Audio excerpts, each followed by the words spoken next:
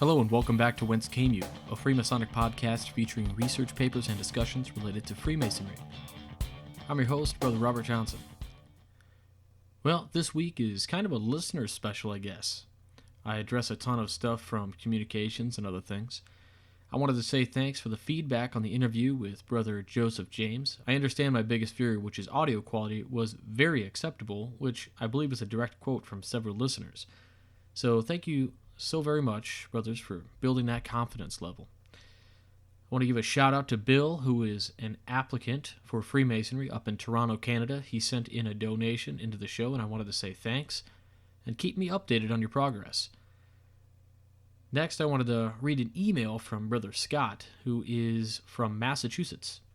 If you listen to episode 76, we had a short piece on the Herald, or the Lodge's PR guy. That's kind of what Brother Scott does. So here is his email to me, as well as the document he sent along with it. I am a member of the Grand Lodge of Massachusetts. Here in Massachusetts, we have a lodge and a district title of ambassador. The role of ambassador is to be a liaison with new Masons, to see that they are engaged and remain invested in Masonry. In addition, they act as awareness officer, reaching out to the community, act as webmasters, and publicize events within the fraternity. Until recently, I was a lodge ambassador and also served as the junior deacon of my lodge. The lead ambassador is not in the line, which I believe is an appropriate approach as it allows development of future officers and affords the ambassador more time to perform their duties. I was appointed district ambassador by the district deputy grand master in late December, the new DDGM being the master who raised me 3 years ago. The role of a district ambassador is to coordinate the efforts of the lodge ambassadors and promote events district-wide. Massachusetts is a leader in promoting Freemasonry and had a TV and radio advertisement. Massachusetts also allows Masons to ask men they believe to be worthy to be Masons to join. Strict screening of candidates is done utilizing background checks, an investigating committee of 3 brothers, and a requirement of 9 references negating concerns that by asking men to join, this somehow lowers the standards of Masonry. I am proud of my fraternity and enjoy promoting its values, actions, and history, and feel the ambassador program allows this to occur. Attached are some photos of me as the junior deacon, as well as one of me as the district ambassador. And those photos are pretty awesome. And so here is the document that he sent along with it. It's called A Foundation Stone Upon Which to Build Freemasonry's Future, and it's just kind of some bullet points.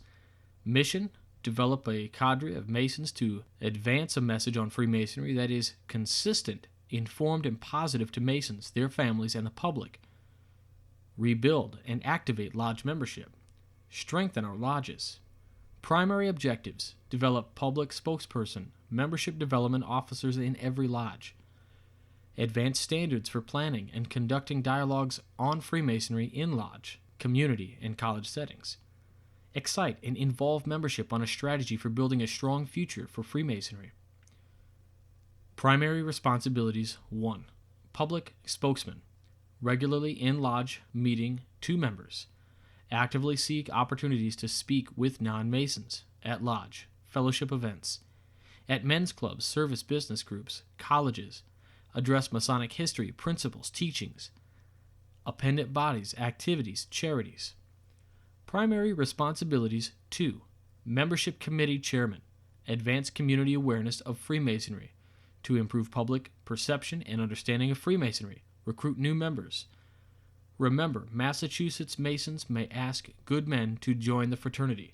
Lodge Masonic Awareness Committee performs and publicizes good works in the community. Primary responsibilities: 3. Personal mentor of new Masons, not ritual and symbolism, but the scope of greatness of the Masonic family organizations worldwide. Applications of Freemasonry to his daily life. Opportunity to make many new friends. Opportunities for personal growth and involvement in lodge and the fraternity. Ambassadors are the face of Masonry in their respective communities. We interact with these press in local community where appropriate and are the forefront of the charge to expand membership in our ancient ranks. An active ambassador should take responsibility for the success of our biannual square and compass days and guide the newest Masons in his lodge as they progress through the degrees. We also stand for all of the necessary paperwork and participation for all new candidates until the candidate has signed the bylaws. Have you been promoting Freemasonry in your community? This is an especially important role as new membership is the lifeblood of our great and noble fraternity. All Masons who step into such role should be lauded for their stand. It is our job as brothers to help all new ambassadors settle into this new responsibility. We have, in effect, created a new position in the officers' ranks with a new workload. Now, I think it's pretty awesome to see how serious these guys take the PR, and they're really making it happen and doing some great work with the brothers in Massachusetts. Now I wanted to mention Brother Greg Knott from the Midnight Freemasons. He's attending Masonic Week. I'm sure he will have some really great articles, which will be up on the Midnight Freemasons blog.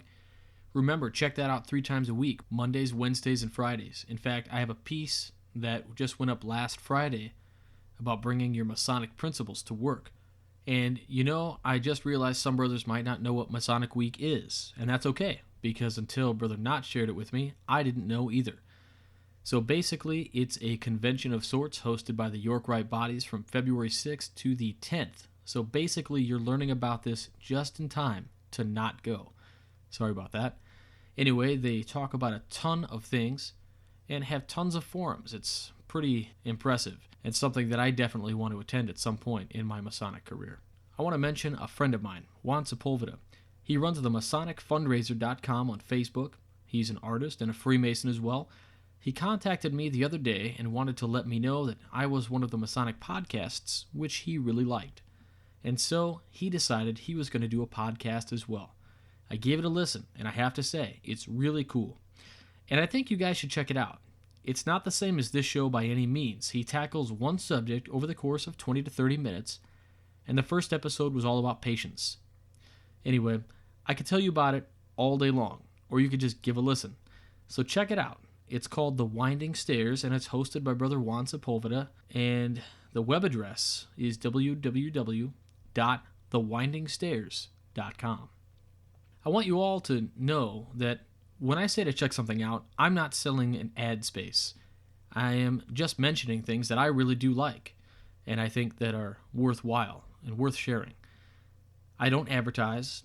I don't sell advertising on the show or anything like that. I believe one time I did consider a donation for mentioning something, and I was just going to cash that check, then write that same amount out to my lodge as a charity. But anyway, that never happened. I should mention that if you do want to help out the show and offset some of the hosting costs, but maybe you're not into the apps like Brother Bill was, he found our donation button on the website wcypodcast.com. I haven't mentioned it before because I'm not trying to peddle for dollars, but Brother Bill made a good point that perhaps there are folks that want to help but are not interested in the apps. If you find yourself in that group, there is a donation button which goes through PayPal on the website www.wcypodcast.com. Freemason Conspiracies. Okay, so I received this one from a listener of the show, and I asked if I could read it on the show, and he said, "Read on, brother." So here it is. Good afternoon, Brother Johnson. Thought you may like to hear of a Masonic conspiracy that I was just alerted to today. Today we held a chip event at a health fair in Mitchell. There was one gentleman that needed to be removed due to being a bother to some visitors. He was strongly urging people not to head to our booth because the Masons were inserting computer chips into the children. We were simply using the cover of only identifying the children. Despite his valiant efforts, we still had a great day of getting pertinent information into the parents' hands in case their children are abducted. It is a great program, and I applaud all Masons that volunteer for this program. I was raised in 2009 and have been an active member since. I currently hold the senior warden position at Resurgam Lodge, number 31 in Mitchell, South Dakota. I guess I must have missed that part of the CHIP training. Thought you would get a good laugh with that one. Thanks, Brother Ryan. Brother Ryan, I did have a good laugh at that. To actually think that we are microchipping children, pretty out there. Next is a piece from Brother Lamar, who shared this with me. To be or not to be, that is the question.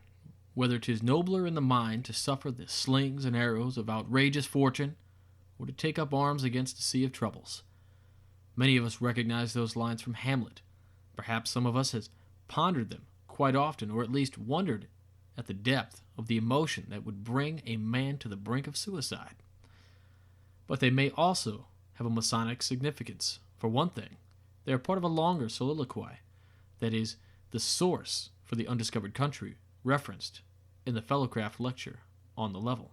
Also in the lines, Hamlet raises two important issues which I think are at the core of Masonry. What is the relationship between life and death? How should we live our lives? Masonry is often defined as a system of morality veiled in allegory and illustrated with symbols. Let's take a look at this definition for a moment. I think at its core, a system of morality means a code by which to live a life. That is, it is a way to govern one's actions and relationships with the external environment.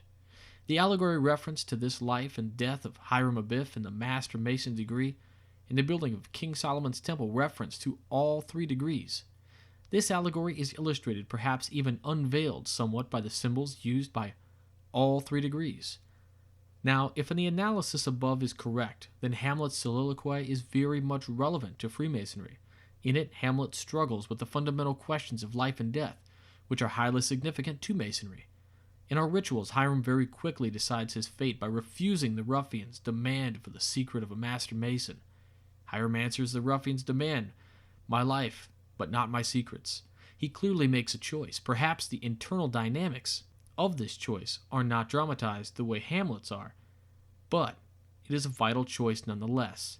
It is a choice that is made as much by the way Hiram lived as it was by the way that he died. The reference to the undiscovered country from whose bourne no traveler returns may be a pointer back to the entire passage from Hamlet for us to consider. Both Hamlet's speech and the definition of Freemasonry tell us that how we live our lives is directly influenced by how we view death. Are we afraid to die? And does this fear constrain our actions so that we refuse to take any risk or action lest it hasten the day of our demise? Do we leave undone things that we should do out of fear of death?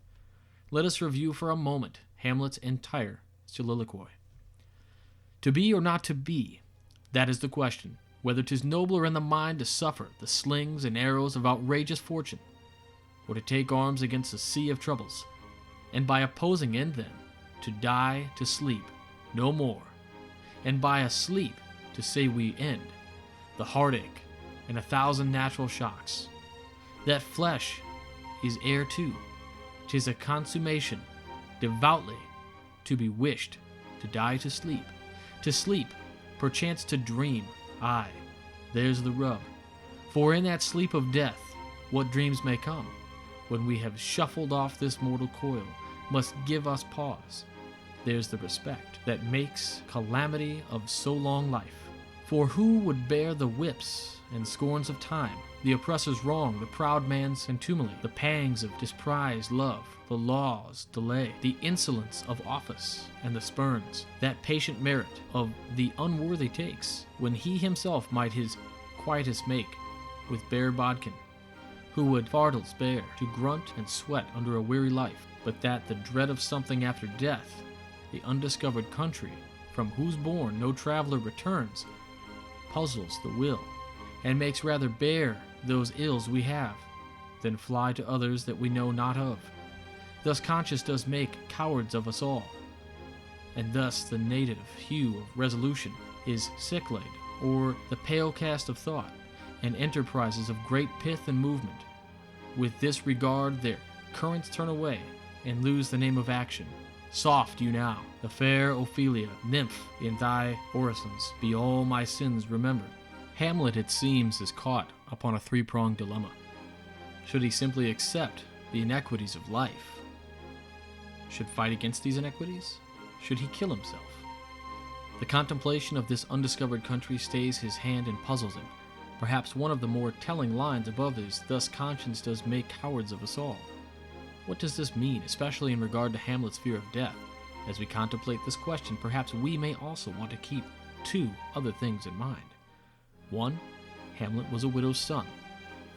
And 2, is there a relationship between Hamlet's 3-pronged dilemma and the 3 ruffians in the Master Mason's degree? So, how or why does conscience make cowards of us all? It is the fear of death or what happens after death that paralyzes our actions here in life.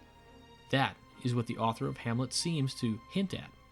But what is conscience? The Oxford English Dictionary has several definitions. The following may be the most pertinent to our discussion, since the line in question from Hamlet is used as an example to illustrate the definition. The internal acknowledgement or recognition of the moral quality of one's motives and actions.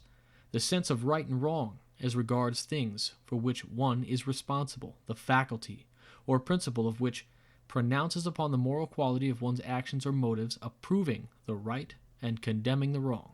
Perhaps the two key words in this definition are internal and moral. First, let us look at the word internal.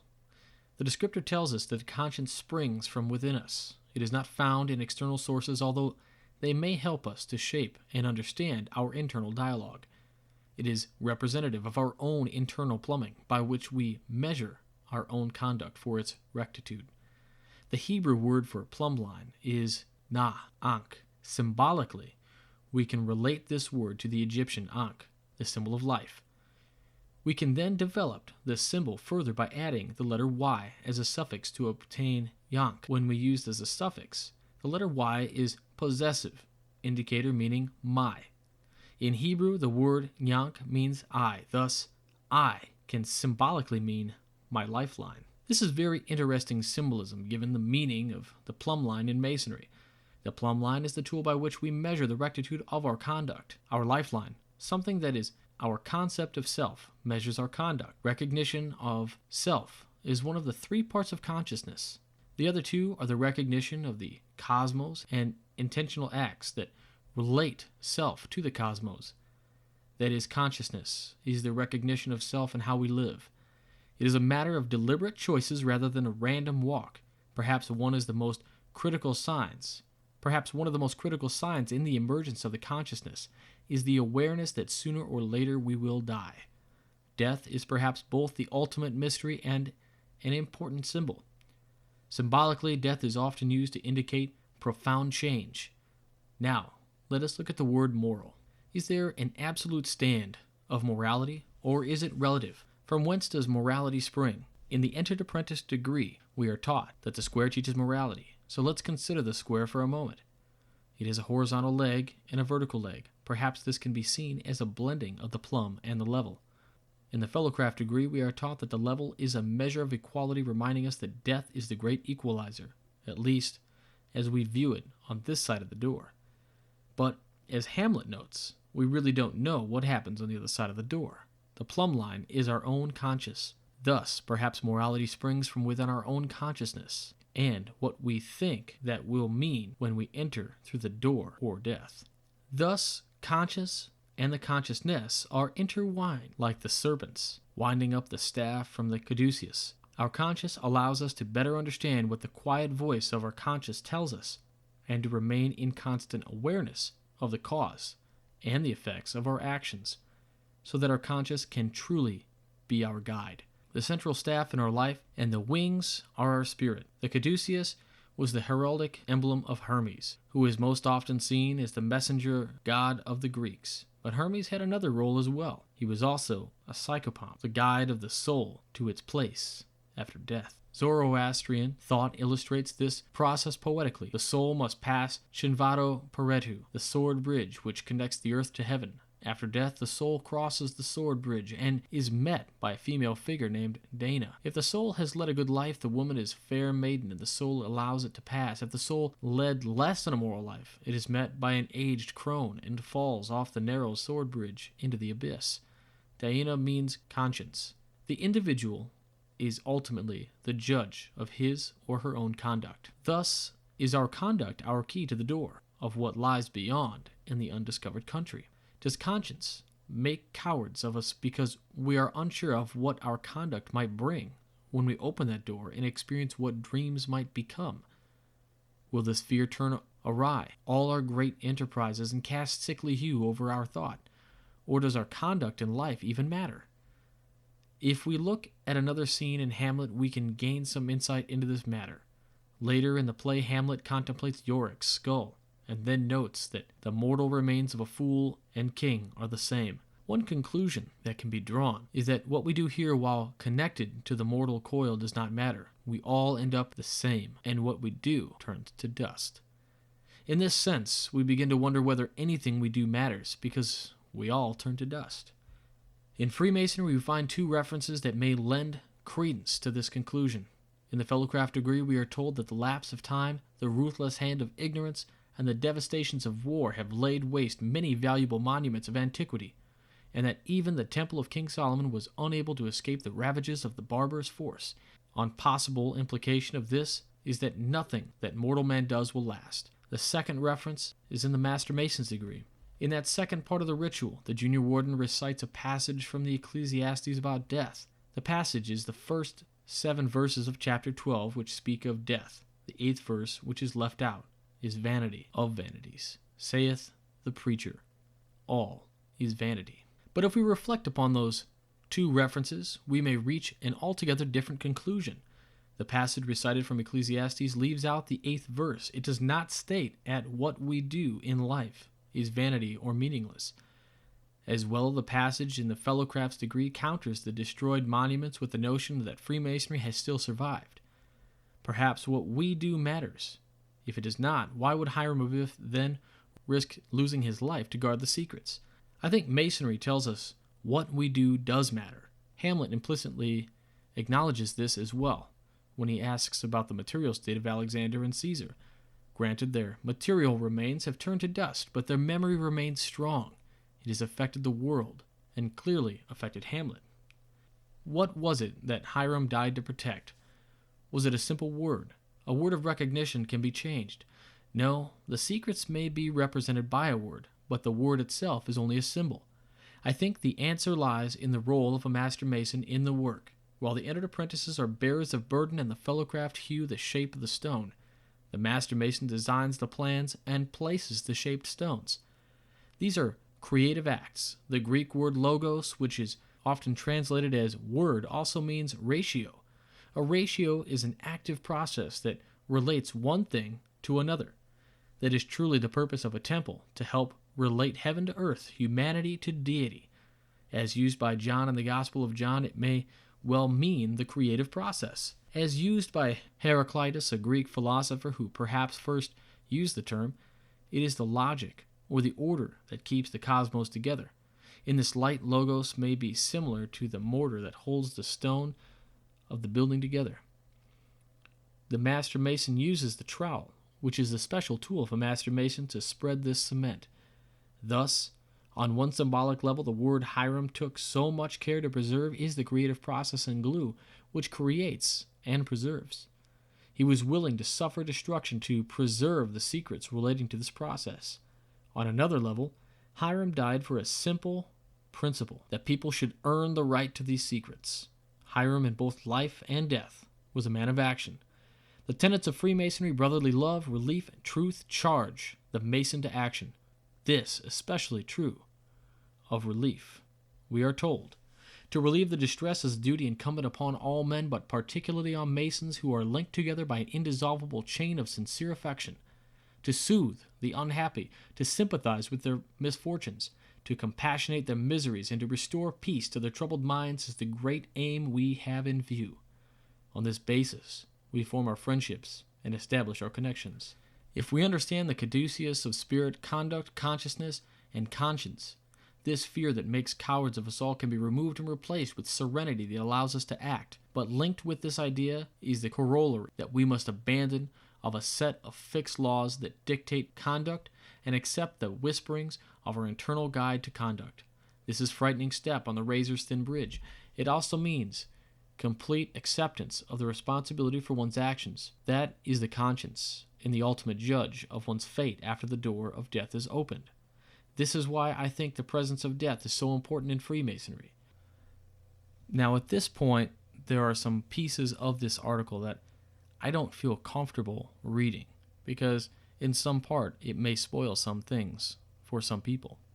Skipping to the last sentence of the article, perhaps the Master Mason ritual represents a symbolic journey. Once taken, the Master Mason gains the insight and the courage to put his principles into action. Quickly, I have to mention the Whence Came You apps, which lets you listen streaming and with some bonus content. Visit the website www.wcypodcast.com for details on that. Also, if you're into streaming shows and love podcasts, check out the Stitcher Smart Radio app, which is another way to stream for free, but when you register, if you put in the promo code Whence Came You with no spaces, Stitcher supports the show with a $1 donation. This week's famous Freemason is Robert McCoy, October 4th, 1815 to January 9th, 1895. Age 79, was born in Armagh, Ulster County, Ireland, but moved to the United States at the age of 4 months.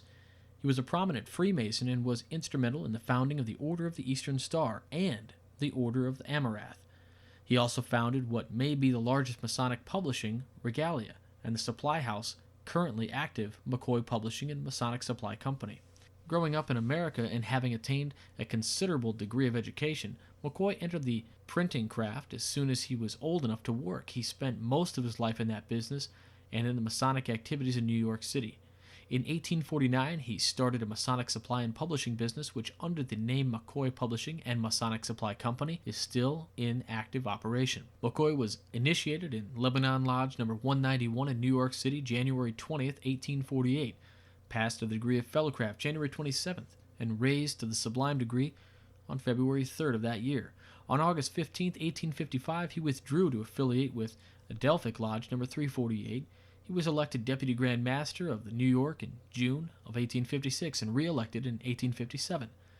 He was exalted in Orient Chapter number 138, Royal Arch Masons, September 5th, 1849, and became a member of the Adelphic Chapter number 150 on December 24th, 1855. He was also affiliated with Union Chapter number 180, America's Chapter number 215, and DeWitt Clinton Chapter number 142. He also received the Cryptic degrees and was a charter member of the Adelphic Council number 7, Royal and Select Masters. He was elected Grand Recorder of the Grand Council on June 4th, 1855. He was also knighted in Palestine Encampment number 18 of New York City in February 1851, and in March withdrew to join Morton Encampment number 4 on April 28, 1874. He was affiliated with DeWitt Clinton Commandery number 27 Knights Templar, where his membership continued for 20 years. He received the Scottish Rite degree sometime prior to December 9th, 1850, for on that date he received the 33rd degree, Sovereign Grand Inspector General. In 1866, McCoy published a Dictionary of Freemasonry which comprised his own work, General History of Freemasonry and Encyclopedia of Freemasonry, as well as George Oliver's Dictionary of Symbolical Masonry in 1853. It has been reprinted. Robert McCoy and Robert Morris were close friends, and their families often visited each other in Kentucky and New York. Before 1860, McCoy became interested in Morris' efforts to promote an organization for female relatives of Masons. Morris had formed the Constellations, also the family system, in conferring degrees, but these proved too elaborate and cumbersome. Morris turned over his books on adoptive masonry to McCoy in 1868. McCoy published his first adoptive rite for the Eastern Star in 1869, having organized the work into chapter systems, and it is from McCoy's rite that all Eastern Star rituals used today have been taken. In 1883, McCoy founded at New York the Order of Amaranth in connection with the Eastern Star. That's it for this week. Remember to visit the website for tons of useful things, www.wcypodcast.com. Find us on Facebook and follow on Twitter at Whence Came You. We're on Pinterest, Tumblr, and Google Plus as well at the email address wcypodcast@gmail.com. Send any questions, interview requests, or pieces for the Midnight Freemasons to that address. Just amend the subject line. Check out the Midnight Freemasons at midnightfreemason.blogspot.com. Stay on the level, everyone. For Whence Came You, I'm Robert Johnson.